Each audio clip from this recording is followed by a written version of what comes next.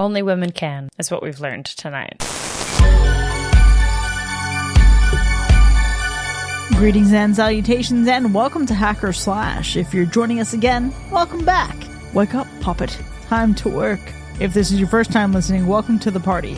We are a horror movie review podcast dedicated to telling you whether a movie is a hack, a total joke, a waste of time, or a slash. Totally killer, pun intended. We believe horror is for everyone, and as such, we're rating these movies with the perspective we've gained from our varying walks of life and the flavors of fear we fancy most. My name is Chris, I'm your friendly neighborhood slasher enthusiast, and this week I'm joined by the Superfly Space Guy Mac. I don't have my own voice. The classic horror connoisseur Sean. Ease it, not too much. And the paranormal paramour, Binks. It's fucking Barry Gibb from the Bee Gees. The people have spoken, and our patrons have decided which movie we're covering this week. And if you support the show by being a patron or subscribe through Apple Podcasts, you'll also get to hear our B-side at the end of this episode, where we get into some of our favorite stop-motion films and the excruciating process of making them. This week's film comes to us from writer and director Robert Morgan, who originally made a name for himself in the world of animated horror shorts. The story follows a stop-motion animator whose life begins to unravel after the death of her domineering mother. Grappling with both her grief and creative pressure, she confronts demons that may be her own, though they may not entirely be under her control. This week, after winning by one vote from our patrons, we're talking about Stopmotion. This movie was nominated by our patron Drea, who said, "This was one of the 2 Shudder movies that I saw in theaters that actually made me sign up for Shudder. I'm not super fazed by much in horror movies except for body horror.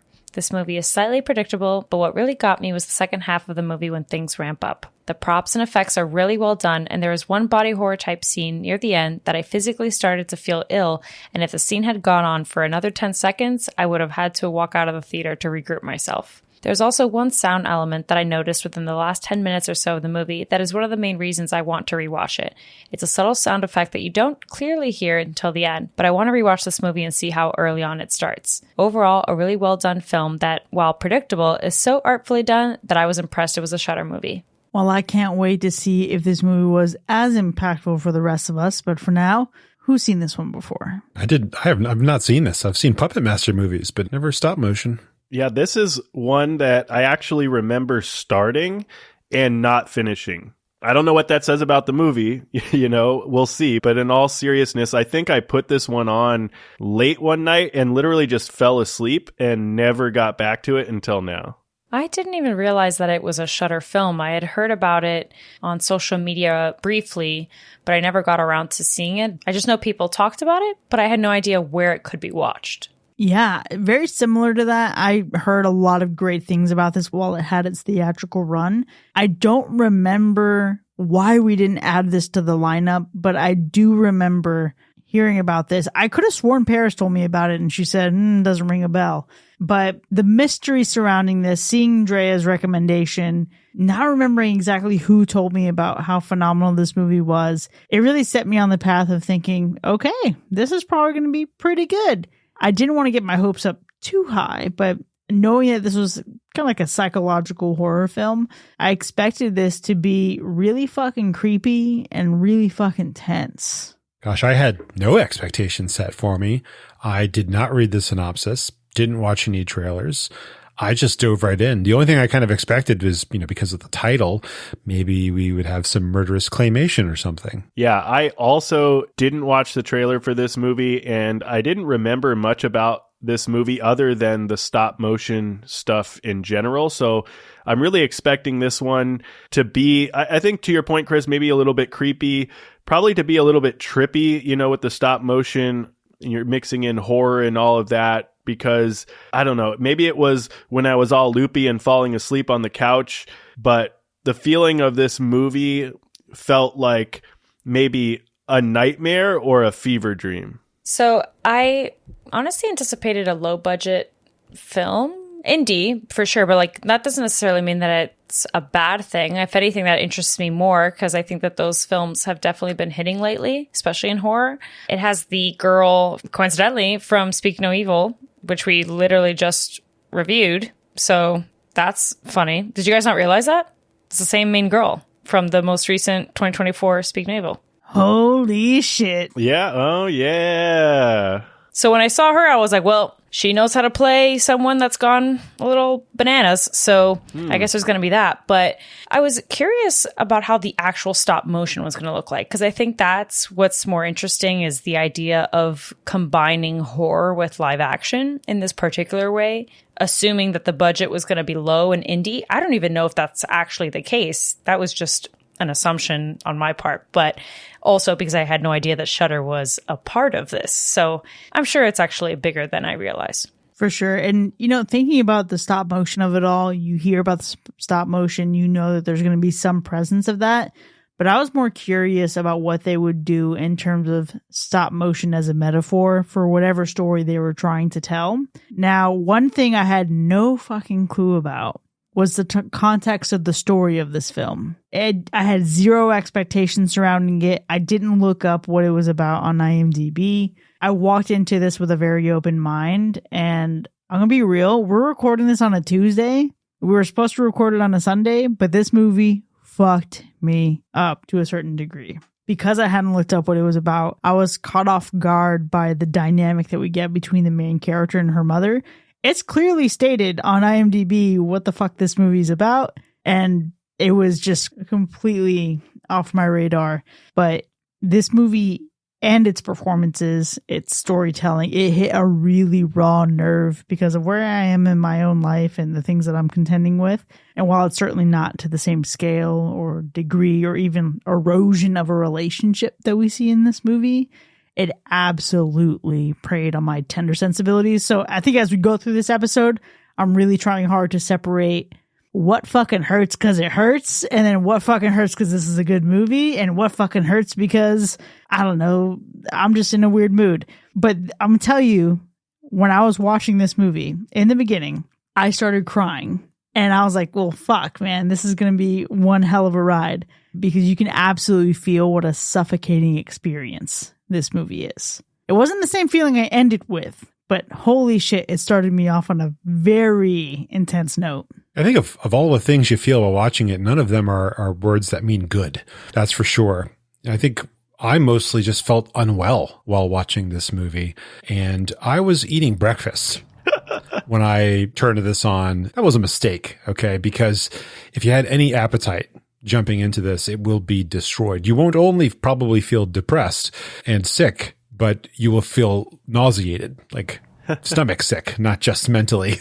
I gotta say, after watching this one again and finishing it, I can tell you that it still feels like a fucking fever dream. Like, it is such a trippy ass movie. This movie is really crazy. Really, I mean, Chris, you got some feels, right? But it hits you in a personal way. And I think that's very unique, right? And it might hit others in that way too. But if it doesn't hit you that way, this movie is nothing if it's not a fucking trip. And there's a lot of cool shit, but this movie also kind of feels a little bit slow. So I had a lot of mixed feelings with this one. I thought some of the visuals and effects that we got were really cool and entertaining, but I also felt like this movie was a little convoluted and gets really murky, making it almost hard to follow at times, especially in that last 20 to 30 minutes. It's interesting that you mentioned being able to understand, Chris getting the feels. And I think, I don't know if the two of you agree, but when you texted me asking if we could push it back, no explanation was needed. So when she messaged that, I hadn't seen the movie yet.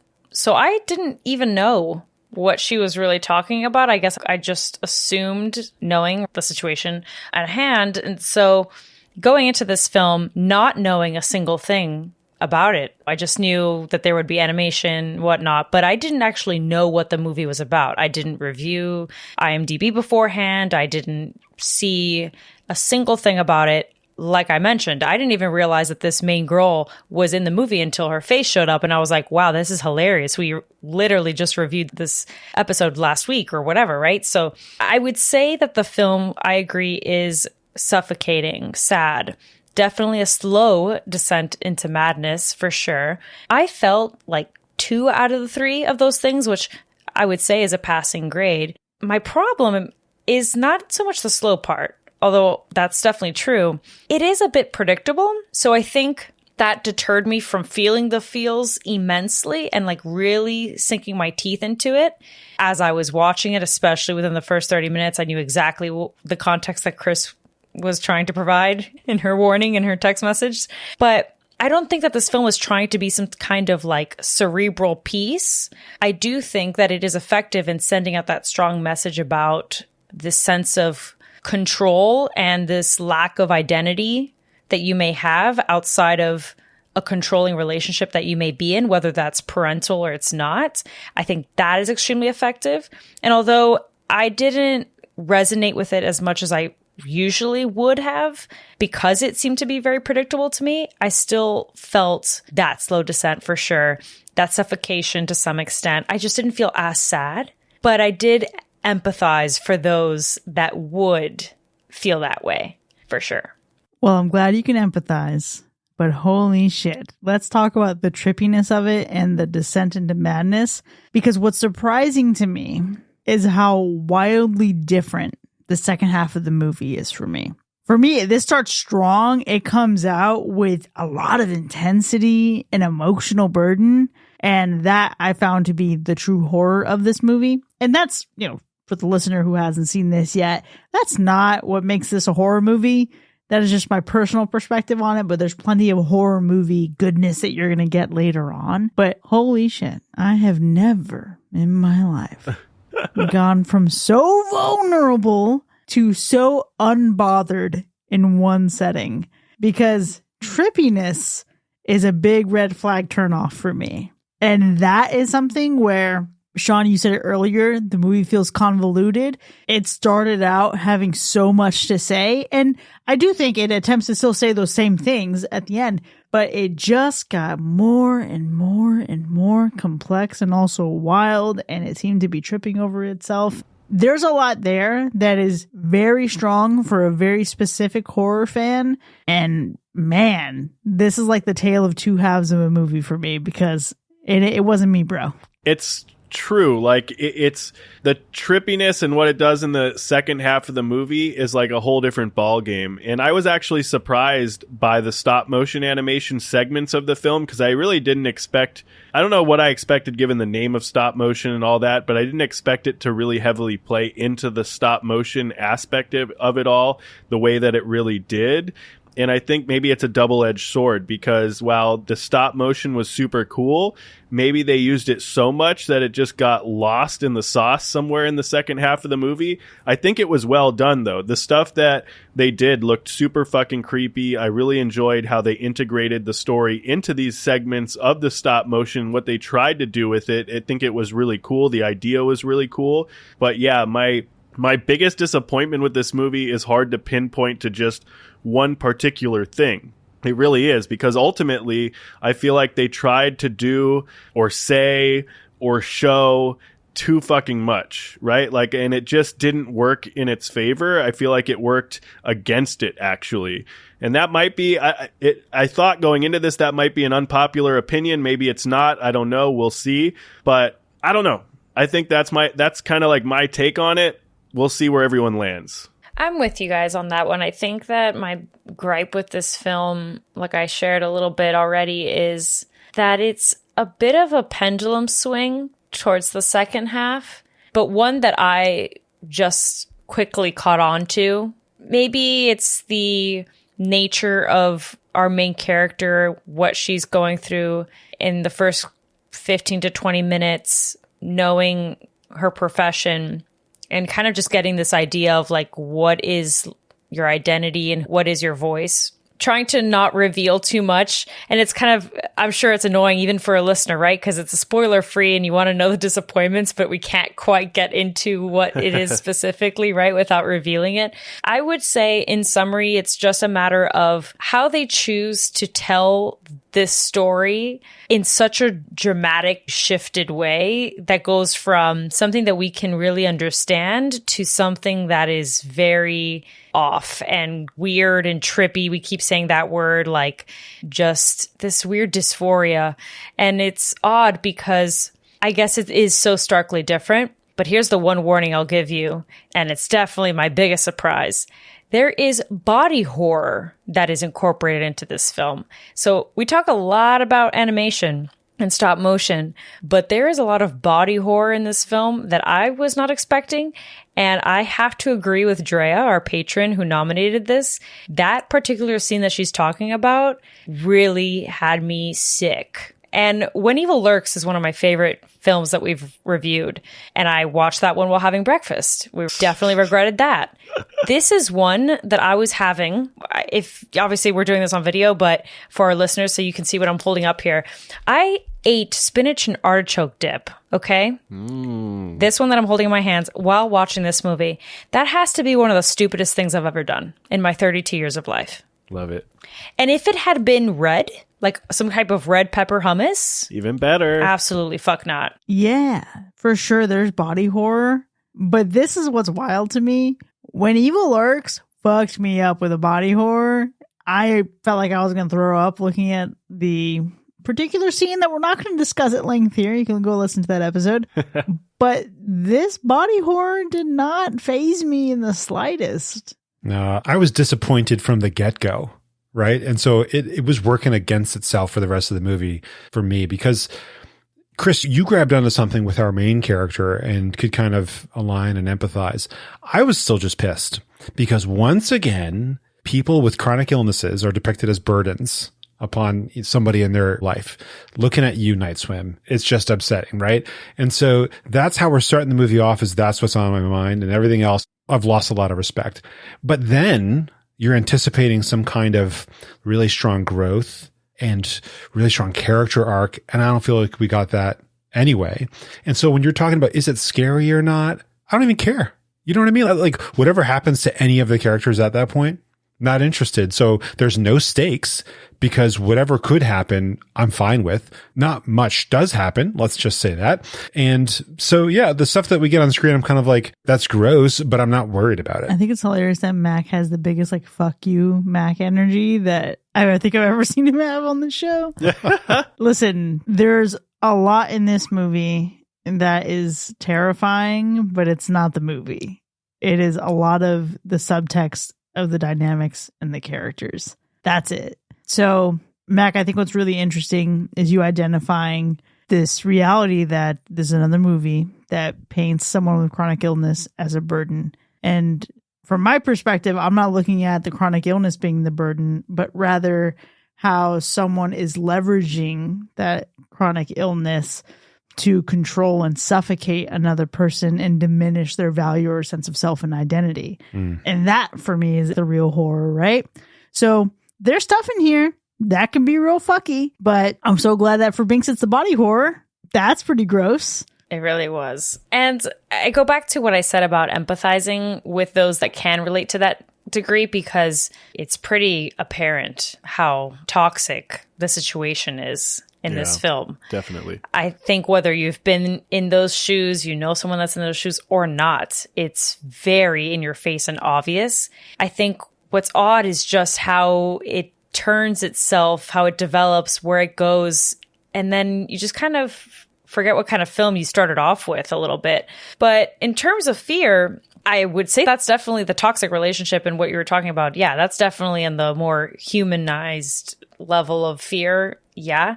For me, it's the body horror. That was something that I did not expect. I also would say if you are extremely prone to getting carried away with your imagination, this movie might, I don't know, itch something or trigger something for you. I only say that because I know a couple people that are kind of like that would probably take what our main character goes through and what they're experiencing and just run with it in the middle of the night. But other than that, I think that this film isn't that scary, but it's not one that I would recommend to people that are easily scared at all. Like, this is not the entry level horror kind of film, in my opinion. Yeah, no, that's fair. I don't think it's a super scary film. I also don't think like the body horror of it all is that intense either. I do think that the movie is just creepy. I think it just got creepy vibes, you know, like everything about this movie just doesn't feel right, you know, and creepy is probably just the better way to say it, because I think this movie did a great job at creating some of those really creepy looking visuals and scenes. And there were some moments that, to your point, Binks, I can see some people getting scared from. If you're easily scared, this one will probably get under your skin a little bit, but it's definitely not one that I feel like will dwell too long in your head. Like, I think it's going to be there in the moment unless it hits you in some way. But like outside of that, I don't see this one really sticking with you and really creating that sense of fear within you. For sure. But I can at least commend it for having a different approach to telling the story. When I was watching this, I was actually thinking about the film Oma. Oh, for sure. Yes. Wow. It came out. It had a very quiet theatrical experience. We discussed this. It was just Paris and I when we reviewed it. I'll drop a link in the show notes to the episode. But it's a similar feeling and it's a similar theme, but done completely differently. Very different culture, very different dynamics. And I can appreciate the use of stop motion and the exploration of someone's career with that. Oma, I think, had a really great take on like generational trauma and how the impacts of one generation trickles down to the next. But this one in particular takes the horrors of real things that you will inevitably encounter at some point in your life, either you yourself with your aging parents or someone you know with their aging parents, etc. And it plays on that and fucking ups the ante. I just wish it had done it a little better. I mean, I'm going to give it credit for its use of stop motion, right? We don't see that a ton these days, which is fun. I think if you're any sort of fan of horror, you've seen a lot of stop motion. It was popular all the way through like the 1980s to use stop motion mixed with live action. And I think the difference here is it's almost meta because stop motion is part of the subject within the movie, yet we're using it in a way to, create another level of reality within this film. It's an interesting blend, and I don't think we've seen enough of it at least since the 80s as well. I think you make a really good point because the body horror of it all is there. Like, I'm not arguing the body horror. It's just, I don't think the body horror was that crazy, but it's got elements of that like Cronenberg feel, right? It's got elements of Puppet Master in there, but the credit really comes down to what you're talking about, Mac. You just have not seen a lot, if any, horror movies that integrate stop motion animation quite the way this movie did, the way it weaves the story through the stop motion stuff.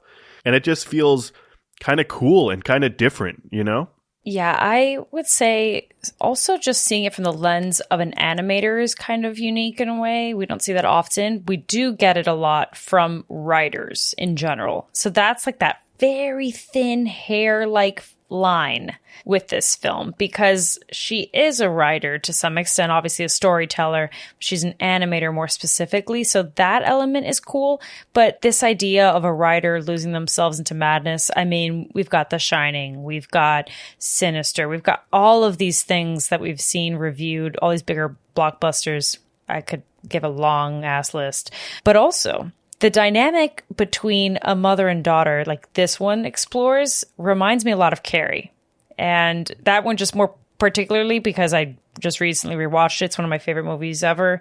But just to kind of give you an example of how, I don't want to say unoriginal, but kinda, like we've seen that too. It's just very particular because I love how you phrased it, Chris, because it's using illness to some degree as a weapon, and that very specific thing is something we don't see too often, but Uma for sure is a great reference point. That one was an underrated film.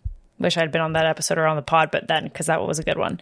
Who knows, maybe we can rewind it one day. I am down. But I think that in general though, although unoriginal, I would say that the ending is like a decently full circle moment to some extent. The very last bit of it, although it is a wild ride into something else that it isn't the first half of the film, nonetheless, I think that there are certain moments in the ending that I was like, nice, that's a decent callback. All right, I get it. I see what you're doing here. I see the seeds that you planted earlier on, why certain scenes and dialogue was written in the way that it was written so that this ending can kind of give you that peak level of discomfort, at least for me, and at least a shocking visual. But the shocking visual is specifically that body horror that I keep talking about because it just felt real personal, okay? It felt real personal. I wish I could even pinpoint what that body horror is. I cannot wait to actually hear what that is when we unpack it later. But let me tell you this. Listen, third act of this film, it just continued going in a direction not unlike the way I felt about Smile 2, which is like, well, this couldn't possibly end in any productive way that feels good for anybody. But when the movie ended and we got our end credits, those titles started coming up, I think I literally said, what the fuck? That's it? Yeah. I was so dissatisfied with the ending of this film. It's interesting. I don't know that I'm tracking with the Smile 2, because I think Smile 2 at least allowed the audience to get there. You know what I mean? For sure. And say, when I think about the quality of the endings, Smile 2 had a good ending. It's like one of the ones that you don't want. Yeah. But what I do mean is like the absurdity of things that are happening, it just hits a certain level where you're like, well, this isn't going to end well for anybody. That's what this movie felt like. The ending in this movie is where I feel like the movie really suffers the most. I think it just got to be a little bit too much, you know? There was shit going on all over the place. We had shit going on with Ella. There was shit still going on, tying back to her mom. There's shit going on with this little girl and the fucking Ash Man. Like, the story went deep. And if you're not careful, it can fucking lose you real quick. That shit was giving quicksand. See, I don't even know if it's the depth that gets to me here. The ending is weird. It's grotesque. It's disgusting. It's over the top. The rest of the movie was also weird and grotesque and disgusting. I think what happens here, though, is it, like you said, Chris, it goes balls to the wall. It just goes wild. You're getting an ending here kind of like American Psycho. You're getting an ending that reminds me a little bit of Neon Demon, where it just has to keep pushing. And it's not even about a sense of closure. It's not about an arc. It's not about telling a story when we get to the end. And I think that's what kind of hit me the wrong way here is it's like, well, I thought we were going to head a certain way with character development. I thought that was kind of be the focus of this film. The ending of this movie just feels like we smashed into a brick wall. Wow. I really disagree with these takes. I can't wait to just get into it and unveil what this ending is. That's so interesting. How did we feel about Braid? Now our listeners are screaming and they're like cheering because I know they are diehard about this film. At least a good chunk of our patrons are. But I feel like this movie's a lot like Braid in terms of how weird and trippy it gets, or it tries to be like Braid, but it isn't. And Braid is a film, if you haven't heard of this one, it's got that same vibe to it where it starts off where you think you know something, but then it kind of just gets into this weird high, quite literally. So this film, though, however, doesn't seem like it's that deep. Like the balls to the wallness and the trippiness isn't actually that trippy, in my opinion. Like I feel like it was pretty clear to track, right? No? Is it clear to track? Yes. Is it absurd as fuck? Also, yes. Braid is a movie where you can barely tell which way you're looking, right? So Braid is more effective, for sure. Yes. It's almost like when you lose your equilibrium and let's say you're swimming at night, you get disoriented. Spatial disorientation, I think is what it's called. You don't know which way is up. Braid is giving spatial disorientation. This is not. But it almost escalates in a way that wants you to believe it's just like, wow, this is so crazy. And it just doesn't feel that good. However, in the ending specifically, though, I would say that although that is the case, I agree with you. For the main character herself, I felt like the ending had to be that way. It was a good bit of closure to her character arc. Because, again, that specific moment wasn't something that was so out of left field. Or a part of the spatial disorientation, I should say. Right. I think what it is for me is that I need something with a little more hope. You see, I don't care about the hope part. I am never about the hope. I'm usually not either, and I don't think it was the hopelessness that got me. I think I got the point of the movie. It didn't lose me. I think people can get lost, but I do feel like it was doing too much. Okay. I have something equivalent to the feeling of the ending of this movie where filmmakers are always trying to subvert expectations, but in a way you don't need to 99% of the time, you know? And so I think of this quote, "Let the past die, kill it if you have to." All right. This idea, it's just like, you don't need to flip everything on its head. And I think you mentioned a word that really summed up the feeling of the ending for me, Binks, and it was the word try. And I think that's the end of this movie. They're trying when they should be doing. All right. Can't wait to get into it. Well, a lot of mixed feelings so far. And I can't wait to see how this actually shakes out in our ratings. Before we get there, Sean, how would you describe the gore score? Well, this is an interesting one because for the amount of actual gore we get, I kind of want to give it low, but the moments that we do get are uncomfortable and disturbing, and there are moments that linger long enough without taking you out of the moment to maybe justify a medium gore score. So I think this is like one of those movies that can go either way, in my opinion, and it's just easier to give it a medium-low gore score. And what about the animal report? Well, this one's very easy because it's not looking real good for wildlife here. So I would say brace yourself because it's sure as hell not safe. Well, we'll go ahead and get into our ratings then. Stop Motion from 2023. It won the patron vote by a single vote. It was nominated by Drea. Is it a hack or a slash? Gosh, it's always a bummer to have to hack things that are nominated by patrons because we love the patrons and I love that you love this, but this was just an unenjoyable watch for me. It was depressing, unappetizing, disappointing in the story, like I mentioned, disappointing in the characters in many ways. Visually, it was disgusting quite often, which could have been in its favor if the rest of the mood just wasn't so damn low and slow and murky. It gave me a bit of reflux. And so for that reason, it's a hack. You know, I feel like the patrons will understand because it really was kind of like down the middle. You know, there's going to be a good portion that are on the hack side. And I think I like a lot of what this movie did. I really do. I like a lot of what it did. The stop motion animation was very creative and creatively woven into the story of this dark and twisted tale. There were some moments that were genuinely creepy, and I can appreciate a good psychological horror flick. But this one, I feel like, dived too far into the psyche of this poor, tortured soul of Ella's, a true tale of the tortured artist, if I ever saw one, you know? And it's got this, your point, what you said, Binks, it's got this descent into madness, similar to The Shining, but The Shining focuses more on Jack's isolation and the hotel as being the catalyst for Jack's descent into madness, while this movie focuses more on the artistic process itself as being the catalyst. And I think as we slowly descend into madness alongside our main character, Ella, things start to get a little bit fucking weird.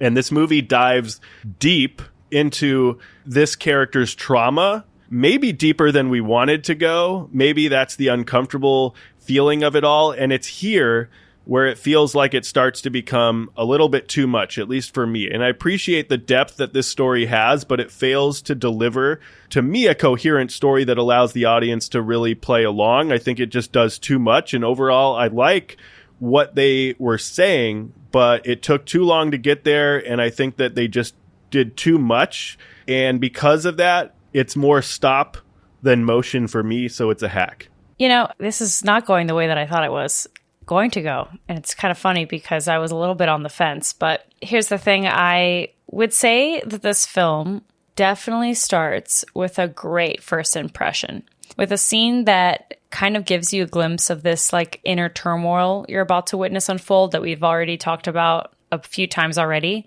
And some of the best parts of the film, I think, are all thanks to the production team that really do something different here, mixing animation and live action really well for an indie production for the most part. And I think that the film definitely managed to give me the creeps for sure. Uncomfortable, ick, all of those words that I didn't get to use earlier. That was felt most certainly.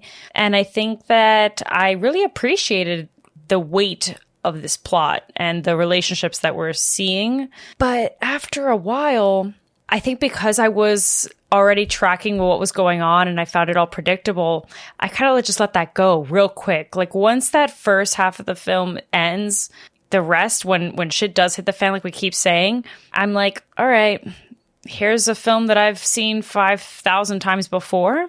And I think that this is going to be one, I think, Sean, you mentioned it, that's polarizing regardless, obviously. As we can clearly see in this recording already, it's going to be your cup of tea or it isn't.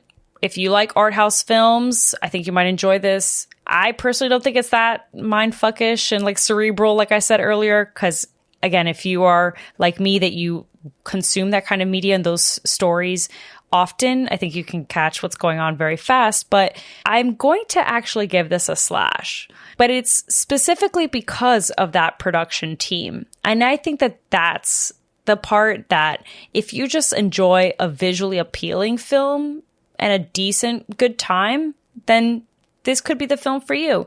It's one that's on the fence. I can see that, obviously, but I'm going to give it its flowers for that production team, for its visual appeal. I think some of the performances are also really great. We haven't touched much on that either.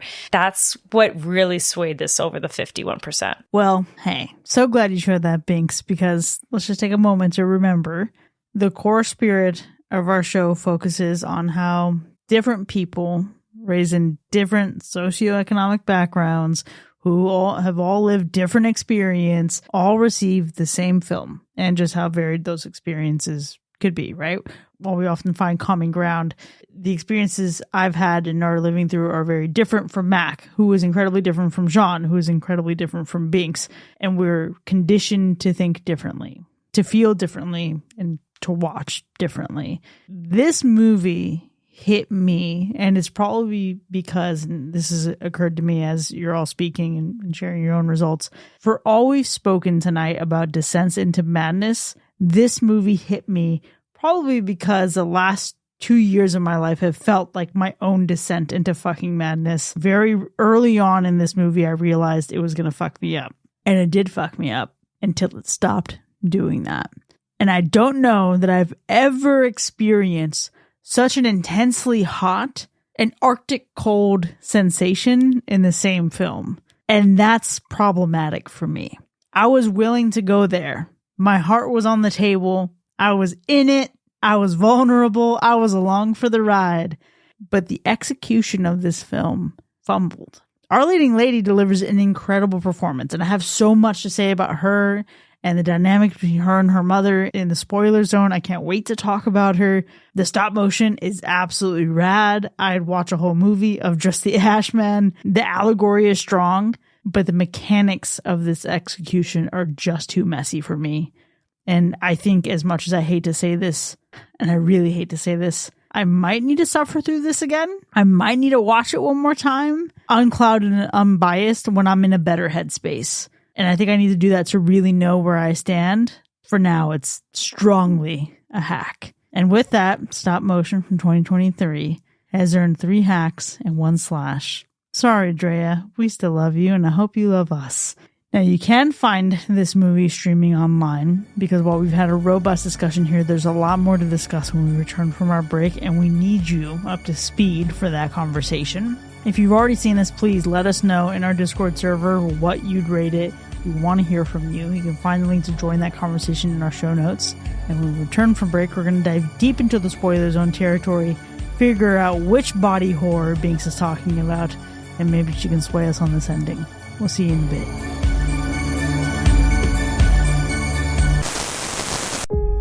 In a world where perfection is stitched together one frame at a time, where every movement tells a story, and every story has a price, Margaret just wanted to finish her masterpiece. Just one more scene, and it'll all be perfect. But when her creations start moving on their own, "You're not supposed to move yet," she'll discover that perfection comes at a price. "Finish us, Margaret!" From the people who brought you Claymation Carnage and the Animator's Torment comes the heartwarming tale of art, obsession, and homicidal puppets. "You can't frame me!" This summer, get ready for Motionless. "Why are you unionizing? I made you! Equal pay for equal play!" Motionless, because art imitates life, and sometimes it tries to kill you. Coming soon to a theater near you.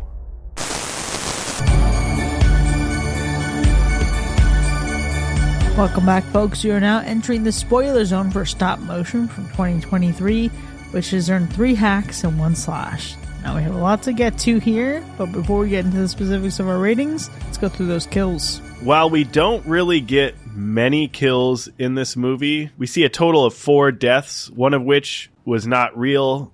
One was not really shown, but arguably the most impactful one, leaving us with 2 on-screen kills, both of which I think were pretty brutal.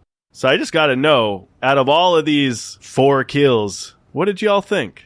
I always, and this is like a shout out to Halloween Resurrection, I always fucking love when someone gets stabbed in the neck with a tripod. Dude. Fuck a bitch named Polly. It was brutal. Polly Pocket. We weren't just stabbing somebody in the neck. It felt like we were grinding that thing into the neck. You know what I mean? I think from just like working in video production for so long and having many different types of tripods, but particularly the one where you can remove the feet and you have sharp pointed tripod legs that can anchor themselves into the ground. Man, what a great fucking weapon. And I just remember thinking, hey, if an unfortunate emergency were to arise, at least I'm armed with something I can defend myself with. And every time I see it in a movie, I feel vindicated. Nice. I've got like 3 tripods in this house. I'm fucking stacked. Let someone come for me. Like Polly's kill was like honestly the only real horror movie kill of this movie. You know, I mean, Suzanne dies from a stroke. Yeah. We get a fake out kill. The Philly fake out. Which was a good one. I mean, I think by that point, hopefully 80% of the folks realized what was going on there. Yeah. Because as soon as we saw the little girl, Dong already knew who she was. But I was like, okay, not everyone will. That's okay. Yeah, we love your inner child. Can't kill your inner child, no matter how dead she seems. Right. And she tried, but no, you can't. Yeah. But I just want to know, what was Tom's kill? Bullshit is what it was. Hold on. It felt a little personal, man. The push down the stairs wasn't bad enough, but to be suffocated in like the worst way possible, like it felt a little bit blunt and personal. Worst way or most improbable way? What do you mean? Okay, so hold on. So I wrote that. I feel like his kill is a great callback to when they were in bed and that's how she basically like wakes him up. It's like a cute little endearing thing to, I guess, suffocate him, LOL, stop him from snoring. I thought about it. I was like, damn, that's a good way to scare someone when they're snoring and wake them up. But also terrible. Don't fall asleep near Binks. I said terrible. Everyone relax. The point is that the callback, right? Also just the general asphyxiation thing that she's got going on, which we talked about it even earlier. The film feels suffocating. Therefore, 2 out of the 4 of these kills was asphyxiation. Shocker, not quite. I mean, seems pretty obvious. But here's my thing. It did feel like, brother, you can't fight her off? That seems odd. At least the attempt of a fight off. Okay, but hold on. Because also those were some steep-ass stairs and a lot of them. Okay, yeah. So, truthfully, could we assume that some spinal damage was done and some general, like, dizziness, just, I don't know, all kinds of excuses that I want to provide to be able to justify how he can't fight her off? Receipts. Prove it. Do something. Excuse number 1, Tom's little bitch. Excuse number 2, the idea of such an intimate kill is intense. Intimate. That's what I was thinking of. It's not so much that I don't want to believe in it, so much as it didn't even look like a good seal over the mouth. It just didn't sell it for me. Yeah, there needed to be some force, more force than was involved in that gentle covering of his face. Mm-hmm. And okay, that trip down the stairs that he took, sure, let's say it really damaged him. You got to do something to like make him scream out in pain instead of him just collapsing. Make him do an awkward posture that makes it obvious that something has disabled this dude. Instead, it seems like he tripped down the stairs and he fell asleep and she softly covered his face until he died. I did not feel that way. Like, I did not look into this kill that much. I felt like dude got pushed down the stairs, didn't think much of it. Like, yeah, he's obviously injured. I would be hard pressed to see anybody take a tumble down a flight of stairs and not have an injury. Okay. But he could be concussed for all we know. He could just be out of it and loopy. You know what I mean? Like, we don't know. There's a number of things that could be happening to this dude. And I also didn't feel like it was just a gentle covering of his face. In addition, I just gotta say it. We talk about this fucking kill.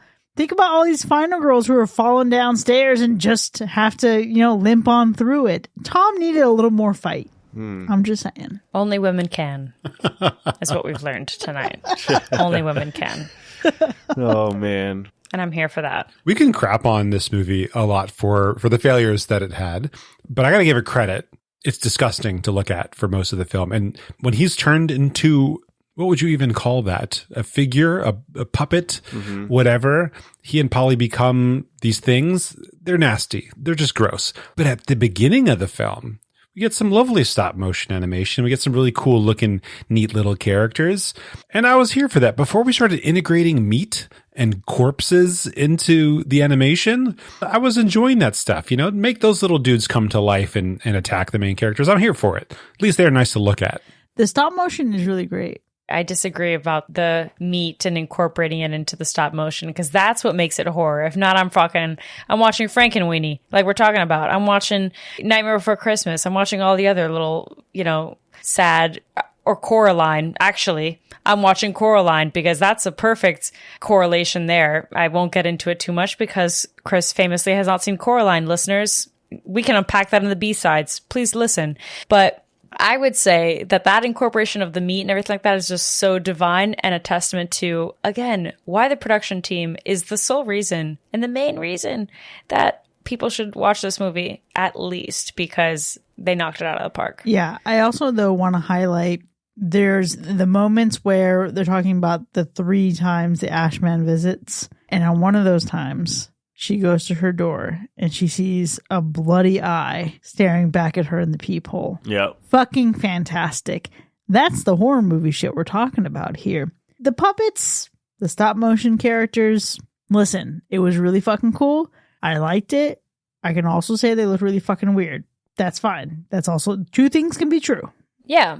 I would say that not so much the stop motion, but when they come to life, like the Ashman coming to life, that reminded me a lot of Guillermo del Toro's work in general. Like Crimson Peak, Kronos, like that kind of stuff that he's done. It reminded me a lot of that. So if that's your bag, I would say, again, you can give it its flowers for that. The costume design was really cool, specifically when they're working on the animated movie in the beginning, and obviously she wears the costume at the end. It seems so like surgical. It was giving Dead Ringers a little bit. I don't know. It was just so cold in a sense. And the sound design. Yeah. I know that Sean and I were talking about it when we were kind of in between recording. The sound is so like ASMR in an uncomfortable way. It almost seems like they put the mic inside these figurines that felt like maybe they were made out of felt or something, because it made me feel like I was the characters in the stop motion film, in a sense. It was very creative, very weird. It's so true that the stop motion animation in this film is one of the best parts of the movie, because it gives you like all of those kind of feelings. I would even throw Pan's Labyrinth in the mix with that in some weird kind of way, right? Maybe a little bit darker and more gruesome, but I think you can definitely throw that in there. But yes, Binks, I think there is something to be said about the sound in this movie, because when you're going through some of these stop motion sequences, the sounds in the background almost gives you, I don't know, it almost gives the scenes like texture, if that makes sense. Like I think that's kind of like what you're alluding to a little bit. You can almost feel these like gushy, gory scenes. You can feel the sound in this movie. When something sounds wet, super gross. It really adds another layer of dimension. I was getting some Mr. Bill, though, when the little girl stop motion character does the little, like just weird sounds. I was like, oh no, they're trying to hurt me. That's all I was getting from that. Oh no. Listen, for as great as the stop motion is, I want to reveal that my favorite scene in this movie has almost nothing to do with stop motion. And that is when she's in the hospital taking photos of her mom's hand as if to recreate her own stop motion animation of her mother coming back to life. Because holy shit, this was the last like really solid fucking moment for me where I felt really hooked into, again, their dynamic, their connection, etc. I was honestly shocked that it took as long as it did for her mother to die. But for her to be manipulating the hands and then her mother to come back and say, it's a wonderful medium, isn't it? Bringing dead things to life. It was chilling. But it's their conversation after that I think really underscores their entire dynamic. And that is what feels suffocating in this movie. Ella says, I'm the one living my life. It's my turn. The fact that she feels like her life is on pause while she is the hands for her mother's final film. Her mother says, you can't control anything. You're a puppet caught in your own strings. And if it isn't me pulling them, it'll be someone else. When the puppets are done with their play, they go back in the box. Ella cannot breathe for herself. And every fucking word in this exchange absolutely cut me a million fucking ways. This is the moment, like we talked about, what a strong impression the first opening scene in this movie has and what that entire span of time has. But it was this scene that really planted its flag in, holy shit, the characters in this movie are phenomenal. The dialogue in this movie, up until this point, really fucking strong. I wish the rest of the movie did justice to this moment. I'm just curious to see what that kind of film would look like, because where would it go knowing that the mom would have to die? You know what I'm saying? Like, so what does that look like knowing that this is happening when the mother passes away? I'm just curious, what is it specifically that makes you feel like, okay, well, that got lost? Is it her basically losing her shit? Here's the thing. The mother has to die. I'm surprised it took as long as it did, once again. Me too. She can go on her path of destruction and really battling and contending with her grief and processing that and rediscovering herself and finding herself. But I think for me, and again, it's a very personal thing, I think I just need a little bit more hope. Not that every movie needs a happy ending by any means, but you have a woman who lives in service to her mother. And even in this quote, she says, when the puppets are done with their play, they go back in the box. And then Ella literally puts herself back in the box. And I get it. It's poetic. It's supposed to be the thing. And it's the parallel that's being drawn. But holy shit, give me some fight. Give me someone persevering through that. Because I don't want to fucking see her just putting herself to bed in her own coffin. But this is where I disagree in the ending. Because to me, if you notice, she is smiling and she is happy and she is fulfilled. Why? Because she finally, quote unquote, has her own voice. She made her film. She also told, well, this is why I'm so glad she fucking killed Polly, because fuck that bitch. She basically got rid of and lost her shit, yes, and not that I'm commending her actions entirely, I'm just joking, but in reality, by getting rid of the opposition in terms of restraining her from speaking her own voice, Polly and Tom both don't even think that she's capable of having her own voice, just much like her mother didn't, right? So she fought her way to be able to tell her story, to have her voice, to finish her film. And she's done and she's complete and now she's fulfilled. Sure. So is it back in her coffin? Yes, in one way. But you can find the hope right there if you want to, I guess. Like, I don't know. I guess I saw the hope in it, which is odd that you didn't. It is an interesting brand of hope when she has committed homicide and her career is done. And it's a specific point of view on what hope is. But I would have loved to have some version of this story, and maybe it's not a horror movie, and that's okay. There we go. It doesn't have to be a horror movie. I think that's what it is. Because it's a horror movie, yes, this is not someone who's supposed to be a hero. There's not a supernatural element that she's battling against, like this is Smile, you know?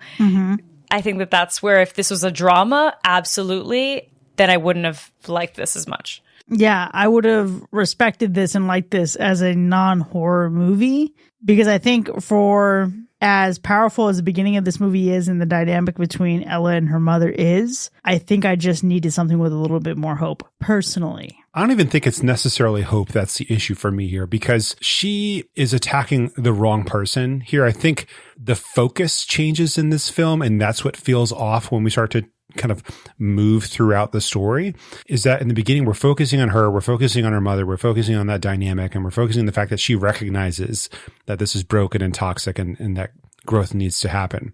And then we have this shift where she's being persuaded by the little girl that is actually her, but this little girl's helping to reinforce the idea that she needs to be controlled and told what to do because she's controlling her and telling her what to do. And so she eventually gets there where she attacks the little girl, realizes that she can't, but she does that way too late. I think she should have grown beyond the constraints of her like preconceived notions of what her life needs to be and who she is as a person. She should have been working past that.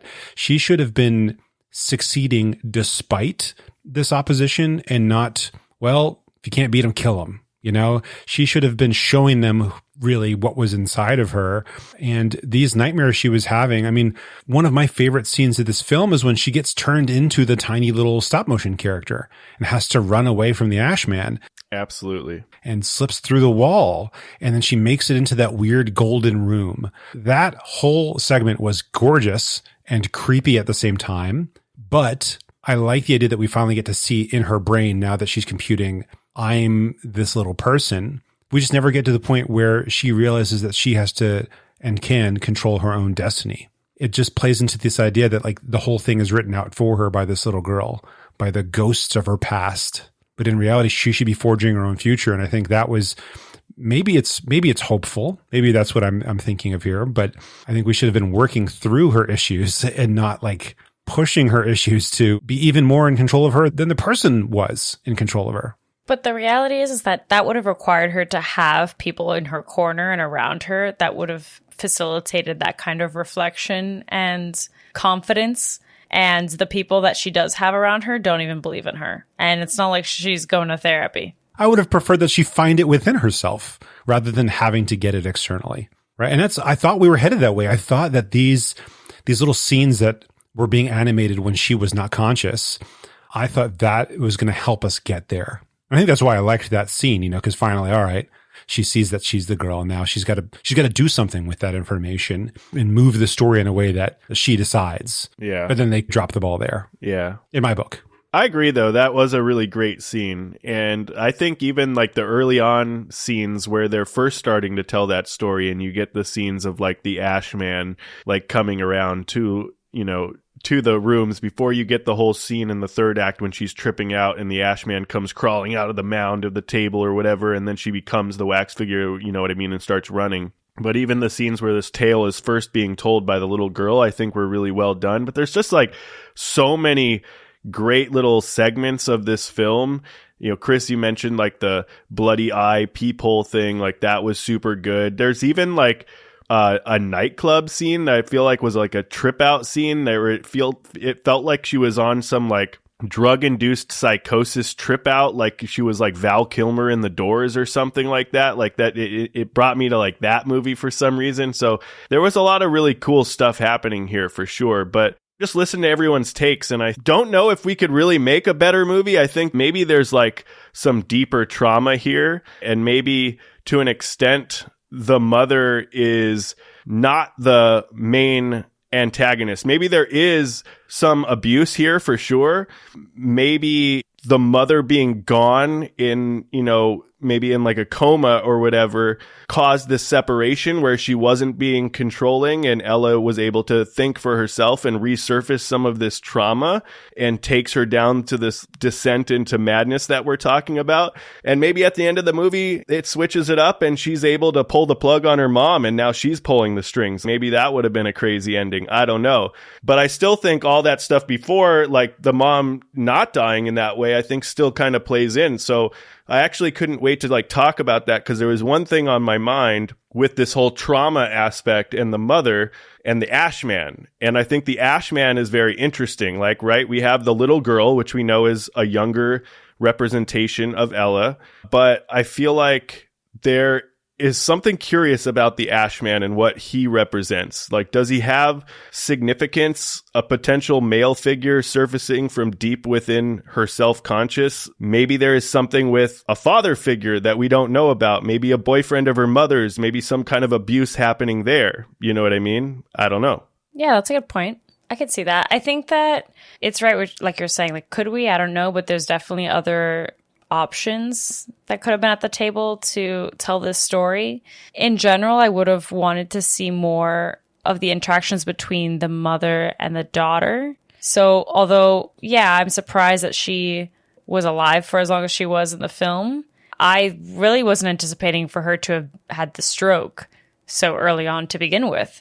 And that scene in particular is my favorite. That moment where she's getting on her ass essentially for the millimeter to the left. You don't know what a millimeter, like just basically being so toxic, so controlling, that frustration. It was really tense. That was a moment that got to me more than I expected, really under my skin. It was like a different kind of fear for sure. It's good up front to really show the extent of the control in the relationship because, obviously her mom's a filmmaker. Her mom might be just that controlling every time she's working on a film, just internally. Perhaps that's how her brain's computing when she was able to do stuff before arthritis took her hands from her. Who knows? But I think we can infer with their relationship that she's that way about everything. The food and stuff, that's, I think, a little bit less about control. And I think that just has to do with the fact that you need human-sized pieces of meat to bite. And come on, just be courteous. But I think every other moment between the two of them is subtle, but it really shows that there is this history that she doesn't think very much of her daughter, especially when it comes to her daughter's own independence. And I think the fact that she calls her puppet is very normal. That's just a little term of endearment, but it also helps to kind of embellish the point here that to her, she is just this little thing, this cute little thing. Yeah, there's the cute little thing of it all. And it's exactly that dynamic that makes their relationship so problematic because it's never looking at or seeing or respecting Ella as an adult, as a person, as someone with her own identity. And that's what makes the entire beginning of this movie so infuriatingly heartbreaking. Obviously, Ella is living with her mom, caring for her. Mom's the brains, she's the hands. But the support that she's attempting to provide is directly met with constant hovering and micromanaging through the most basic tasks, and it's overwhelming. There's a point where her mom says, "Don't blink." And that's damn right, Ella immediately fucking blinks. And, obviously that's relatable. It feels like when you're trying to get down to the precision of, and it's an exaggeration through the context of stop motion animation, but you're getting down to the specifics of, I'm going to micromanage or give you a specific set of instructions to achieve the most basic things you already know. Remember, this is Ella's profession.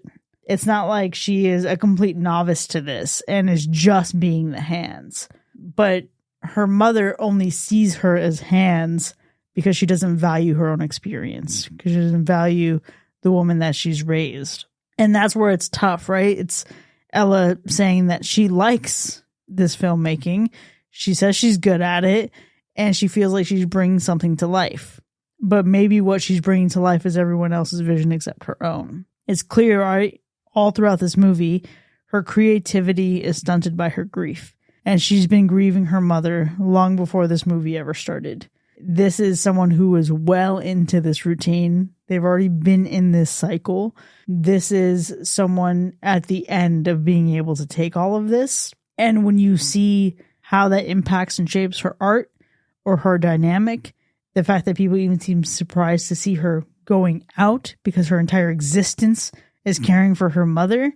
Fuck, man. This is like the best part of this movie is just how full featured this dynamic feels. It's weird to me that we have that transition to the Ashman, who is this overwhelming force, and she gives into it at the very end. She just completely gets enveloped by her own trauma. There's probably something very real about it, but at the same time, I wish there was like another side that she pushes through to. And I think that's when I'm talking about subverting expectations, that's the disappointing part. Yeah. It's like, that's what we want. Sometimes just give people what they want and they'll still feel good about the rest of the film, because you can still have, I wouldn't say a happy ending, but you can still have a more positive ending in a horror film. Yeah. I mean, it's the very reason we love our final girls, right? We like people who triumph over all odds and all evils. And not every horror movie needs that.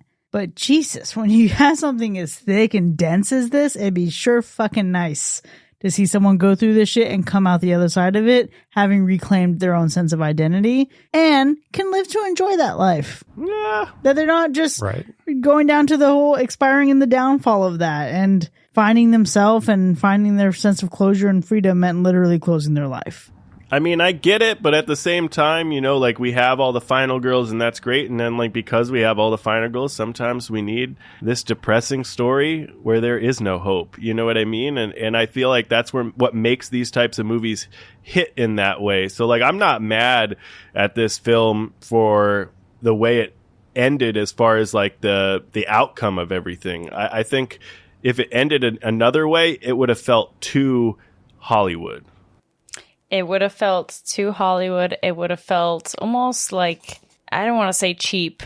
That might be too harsh, but unrealistic, considering that half of the film is this descent and her losing her absolute shit.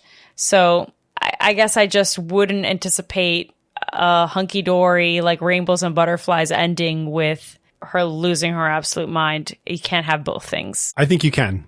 So I think there's a balance to it.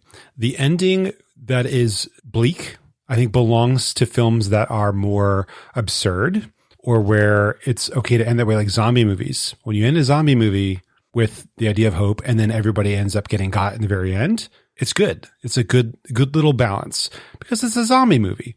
When you end a movie like Smile or this movie with a really bleak, depressing ending, it's like, well, what was the point?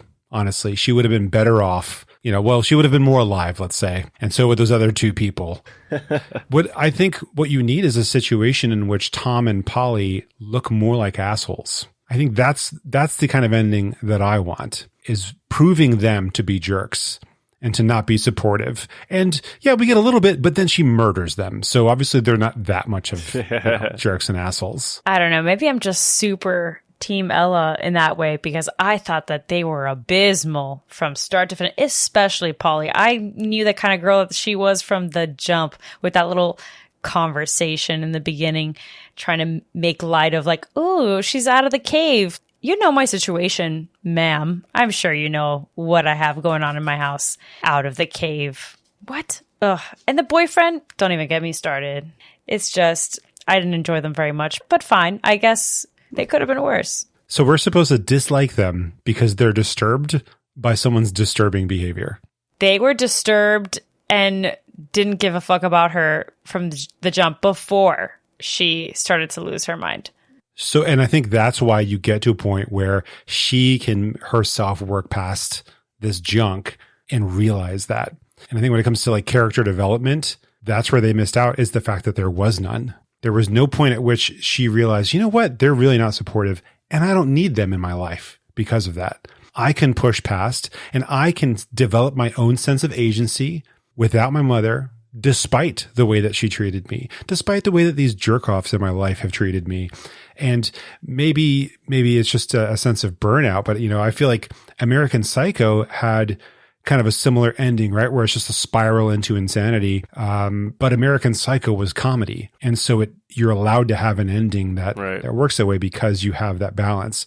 Now, that's not to say that the ending of Seinfeld was good. It was not, just in case anyone else likes Seinfeld. But no, I think Chris and I might be together here in that you can give us a punch to the gut and you can make us feel the deepest, darkest, horrible things here. But there's got to be some sort of like way to recover at the end. There's got to be some sort of redemption to it all and making it worth it all for us, because you want us to put ourselves in the shoes of the main character. In reality here, by the end of this movie, Ella's the antagonist. Right. And not the protagonist. And again, why? You know what I mean? Because now I'm empathizing with the people that you don't want me to empathize with. I think you can still empathize with Ella. I think that the true antagonist of this movie is just her trauma. Yeah.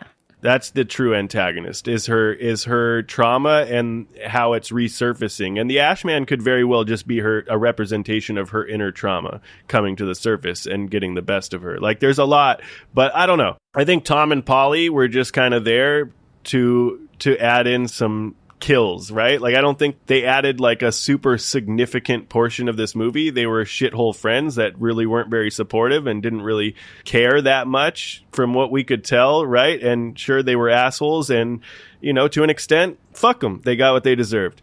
But I think the true antagonist is definitely the trauma in this movie. I think, yes, we can put it on the mom, but I do think it's like whatever Elle is going through. So I think it's weird that we have a main character and the whole movie is centered around a main character who is both the antagonist and the protagonist in her own right. Yeah, especially using the little girl as a vehicle. I'd agree. And I think maybe the only reason that I am providing so much pushback is because I just think of this idea of mercy and like being merciful towards someone who has suffered so much trauma and as a result ends up doing very heinous and absurd and illegal, immoral, the list goes on, things. That despite the fact that they don't get this hopeful ending and get to live out this life, I still have this, I don't know, I guess I just want to be merciful and plead her case to some extent and giving her some sliver of grace. I'm not trying to say that what she did was right, because obviously not, despite how despicable they were. I feel terrible. And it is a shame that this is how this goes out for her. And that could be why I interpreted the ending the way that I did specifically, because I wanted to provide so much grace and so much love to her, despite her madness that she went into. Mm-hmm. So there's a lot of mercy that I have to give here, but I do want to say that the only thing I cannot give mercy to is a couple of editing things that it really pissed me off just a bit. That was dramatic. I don't know about pissed me off, but it irked me the fuck off for sure.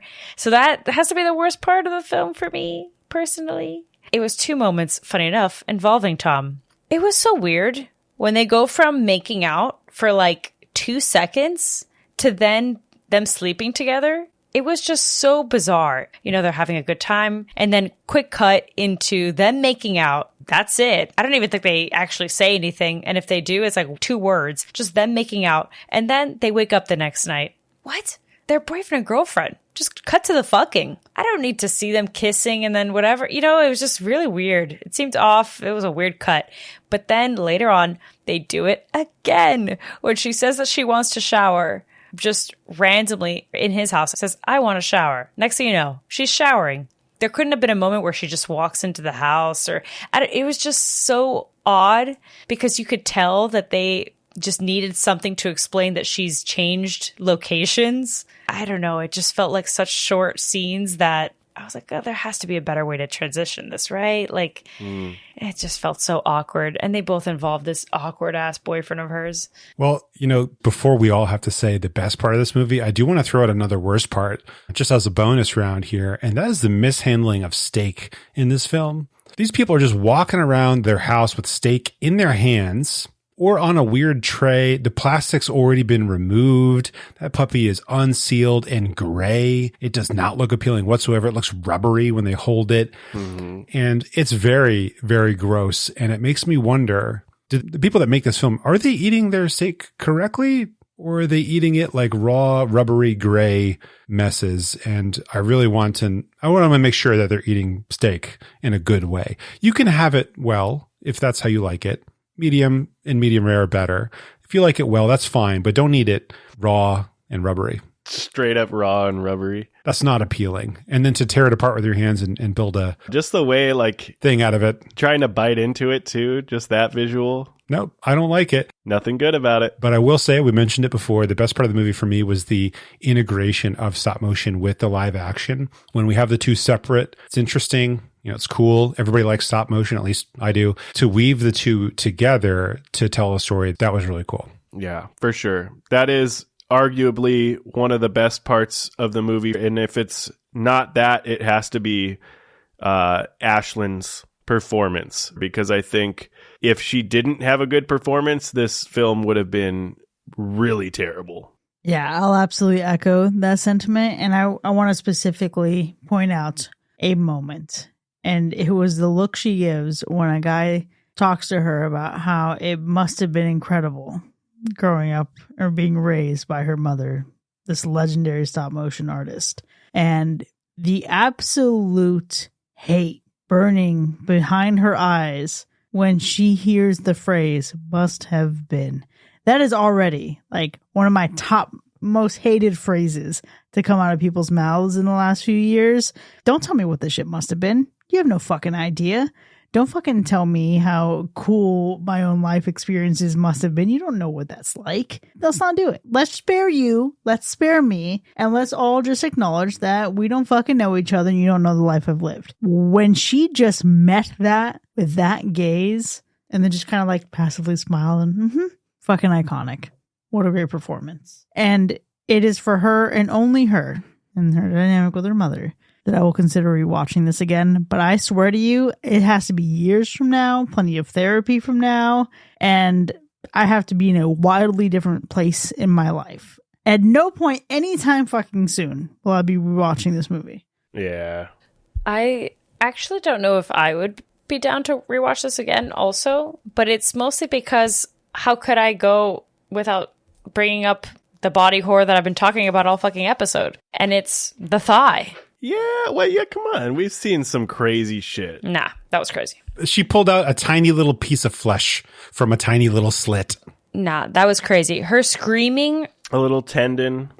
Her screaming the way that she did, and the fact that it was not that even big of a cut, pulling that tendon, I think it's because it was so subtle. That's not the right word. Like, I could envision maybe an accidental cut on my thigh, something to that effect, where going that crazy to pull out a tendon off of a realistic cut like that, no way on this planet. I would never do it again.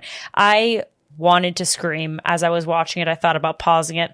I'll be honest, I almost fast forwarded because I couldn't take it anymore. It's like, pull the fucking tendon already, or just let this be over.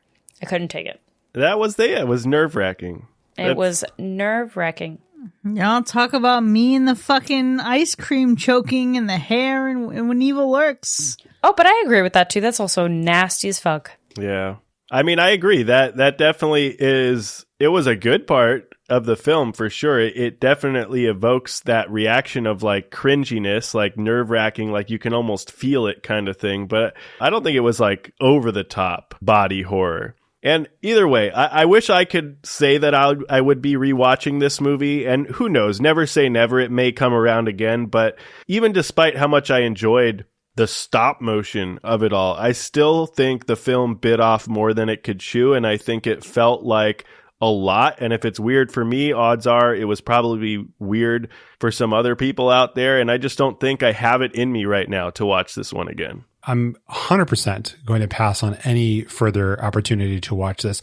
And it's kind of the same reason as why I don't want to rewatch Night Swim. You know, that movie was like, hey, people who deal with life like this, you're right. You're a huge burden and your family would be better off. And that was like the message I feel like it left you with. And this one's kind of similar, where it's like, yeah, the stuff you have to deal with and the stuff you've had to deal with, they suck. You're right. You're not worth it. You know, that's really the feeling that it gave, when it should have been using the opportunity to kind of help people who align with it to give themselves some mercy and to give themselves some space and allow growth to happen as it happens, right? But instead, we just get this like nightmare. And, you know, I know we're making horror here, but you can still use a nightmare to go back into real life and to wake up. And instead, we're just left lingering in the insanity. So no thanks to a second time. Yeah, sometimes horror is at its best when it's the silly goose Art the Clown who's doing crazy fucking things to people's bodies that you would never actually see. And not the real life horrors that persist surrounding us all day. But hey, that's neither here nor there. Stop Motion from 2023 has earned 3 hacks and 1 slash. And while we've certainly had a robust discussion here, the conversation about this movie doesn't end here by any means. If you want to find out how you can go further than this episode, consider supporting the show by subscribing through Apple Podcasts or visiting patreon.com/hackerslash, where you can enjoy even more of the show, including bonus content with early access, extended episodes with our B-sides, movie nominations, so you can be a part of what we watch next, and live shows. And stop whatever motion you're doing and leave us a 5-star review wherever you get your podcasts. This helps us continue to deliver great content for all you horror fiends out there. See you next time, folks. And remember, great artists always put themselves into their work. It's all about balance.